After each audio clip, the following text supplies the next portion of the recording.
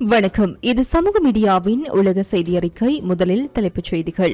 மத்திய கிழக்கு பிராந்தியத்தில் கடந்த சில மாதங்களாக நீடித்து வந்து அமெரிக்க ஈரான் மோதல் போக்கை முடிவுக்கு கொண்டுவரும் நோக்கில் எடுக்கப்பட்டு சர்வதேச அமைதி முயற்சிகள் தொடங்குவதற்கு முன்பே பெரும் பின்னடைவை சந்தித்துள்ளன. சுவிட்சர்லாந்தின் ஜெனீவா நகரில் நடைபெறவிருந்த இரு நாடுகளுக்கு இடையேயான முதல் சுற்று அணுசக்தி மற்றும் தொழில்நுட்ப பேச்சுவார்த்தைகள் அதிகாரப்பூர்வமாக நிறுத்தி வைக்கப்பட்டுள்ளன. அமெரிக்க அதிபர் டொனால்டு டிரம்ப் தலைமையிலான நிர்வாகம் மற்றும் ஈரான் அரசுக்கு இடையே எட்டப்பட்ட புரிந்துணர்வு ஒப்பந்தம் கையெழுத்தான சில மணி நேரங்களிலேயே இஸ்ரேலின் தன்னிச்சையான ராணுவ நடவடிக்கைகள் காரணமாக இந்த முட்டுக்கட்டை ஏற்பட்டுள்ளது உலக நாடுகள் மத்தியில் பெரும் அதிர்ச்சியை ஏற்படுத்தியுள்ளது. அமெரிக்காவிற்கும் ஈரானுக்கும் இடையே கடந்த 4 மாதங்களாக போர் பதற்றம் உச்சக்கட்டத்தை எட்டியிருந்தது. நேரடி ராணுவ மோதல்கள் தவிர்க்கப்பட்ட போதிலும் ஈரானின் பொருளாதார முதுகெலும்பாக விளங்கும் கச்சா எண்ணெய் ஏற்றுமதியை முடக்கும் நோக்கில் உலகின் மிக முக்கிய கடல் வழித்தடமான ஹார்முஸ் ஜலசந்தி மற்றும் ஈரான் துறைமுக பகுதிகளில் அமெரிக்க மத்திய கட்டளை தலைமையகம் கடுமையான கடல்வழி முற்றுகையை அமல்படுத்தியிருந்தது. ஈரானுக்கு செல்லும் மற்றும் அங்கிருந்து வெளியேறும் வணிக கப்பல்களை அமெரிக்க கடற்படை மறைத்து சோதனை செய்ததால் ஈரானின் பொருளாதாரம் பெருமளவில் பாதிக்கப்பட்டது. இந்த அழுத்தங்களின் தொடர்ச்சியாக பிராந்தியத்தில் அமைதியை நிலைநாட்ட அதிபர் டொனால்டு டிரம்ப் ஒரு இடைக்கால அமைதி ஒப்பந்தத்தை மின்னணு முறையில் மேற்கொண்டார். ஒப்பந்தத்தின் முதல் கட்டமாக அமெரிக்காவின் சென்கோம் பின்வரும் நடவடிக்கைகளை எடுத்தது.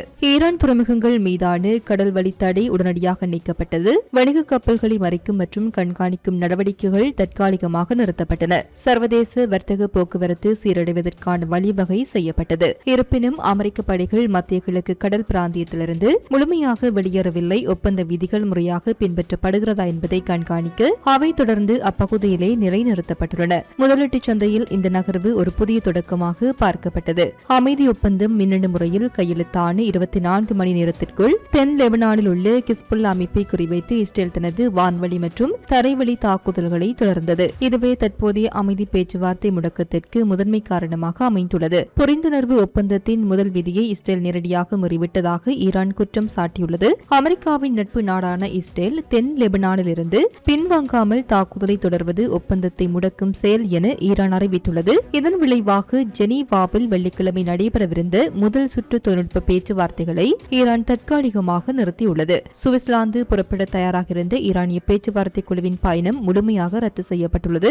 ஒட்டுமொத்த 60 நாள் பேச்சுவார்த்தை காலத்தையும் ஈரான் இடைநிறுத்தம் செய்துள்ளது.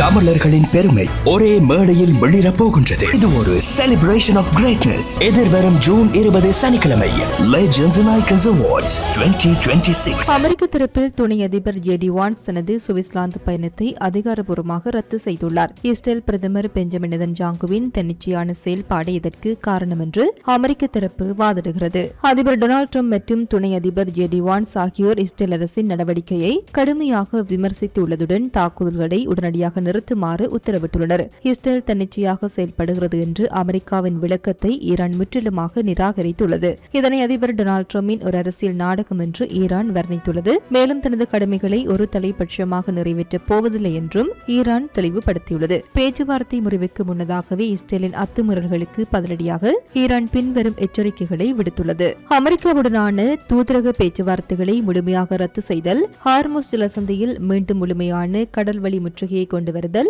ஏவுகணை தாக்குதல்கள் மூலம் இஸ்ரேலுக்கு பதிலடி கொடுத்தல். இந்த மோதல் போக்கு உலகளாவிய ரீதியில் பின்வரும் முக்கிய தளங்களை ஏற்படுத்தக்கூடும் என அரசியல் மற்றும் பொருளாதார வல்லுநர்கள் கருதுகின்றனர். உலகில் புழக்கத்தில் இருக்கும் கச்சா எண்ணெயில் பெரும் பகுதி ஹார்முஸ் ஜலசந்தி வழியாகவே கொண்டு செல்லப்படுகிறது. ஈரான் மீண்டும் இங்கு முற்றுகை அறிவித்தால் உலகளாவிய கச்சா எண்ணெய் விநியோகம் கடுமையாக பாதிக்கப்பட்டு சர்வதேச சந்தையில் கச்சா எண்ணெய் விலை வரலாறு காணாத அளவிற்கு உயரக்கூடும். இது உலக நாடுகளில் பணவீக்கத்தை அதிகரிக்க வழிவகுக்கும். இந்த போரில் அமெரிக்காவிற்கு இஸ்ரேலும் ஈரானுக்கு லெபனானின் கிஸ்புல்லா அமைப்பும் ஆதரவாக செயல்படுகின்றன. தற்போதைய பேச்சுவார்த்தை முறிவு அமெரிக்க மற்றும் ஈரான் இடையிலான தூதரக உறவை மீண்டும் பூச்சிய நிலைக்கு கொண்டு வந்துள்ளது. இது பிராந்தியத்தில் ஒரு முழு அளவிலான பிராந்திய போராக மாறுவதற்கான ஆபத்தை ஏற்படுத்தியுள்ளது.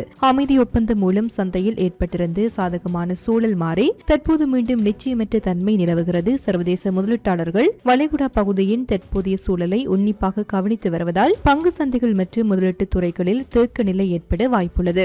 அமெரிக்க ஈரான் இடையேயான புதிய அமைதி பேச்சுவார்த்தை தொடங்குவதற்கு முன்பே இஸ்ரேல் நடத்திய தாக்குதல்கள் சர்வதேச தூதரக முயற்சிகளுக்கு பெரும் முட்டுக்கட்டையாக மாறியுள்ளன. இஸ்ரேல் தனது தாக்குதலை முழுமையாக நிறுத்தி அமெரிக்க ஒப்பந்தத்தின் முதல் விதியை நடைமுறையில் உறுதிப்படுத்தும் வரை பேச்சுவார்த்தை மேசைக்கு திரும்ப போவதில்லை என்பதில் ஈரான் உறுதியாக உள்ளது. வரும் நாட்களில் அமெரிக்க நிர்வாகம் இஸ்ரேல் மீது இத்தகைய அழுத்தங்களை பிரயோகிக்கிறது மற்றும் வளைகுடா பிராந்தியத்தில் அமைதியை மீட்டெடுக்க என்னென்ன மாற்று உத்திகளை கையாளுகிறது என்பதை பொறுத்தே இப்பிரச்சனையின் எதிர்காலம் அமையும். உலக நாடுகள் இந்த நகர்வுகளை மிகுந்த கவலையுடனும் உன்னிப்பாகவும் கவனித்து வருகின்றனர். இத்துடன் குறித்த காணொலி நிறைவு பெறுகின்றது. இது தொடர்பிலான உங்களுடைய கருத்துக்களை கமெண்ட் வாயிலாக தெரிவிக்கலாம். இது போன்ற பல செய்திகளை தெரிந்து கொள்ள நம்முடைய சமூக மீடியா யூடியூப் சேனலை சப்ஸ்கிரைப் செய்து அருகில் உள்ள பெல் பட்டனை கிளிக் செய்யுங்கள். மேலும் செய்திகளை உடனுக்குடன் தெரிந்து கொள்ள சமூகமீடியா.com என்ற இணையதளத்தின் வாயிலாக எங்களுடன் இணைந்திருங்கள்.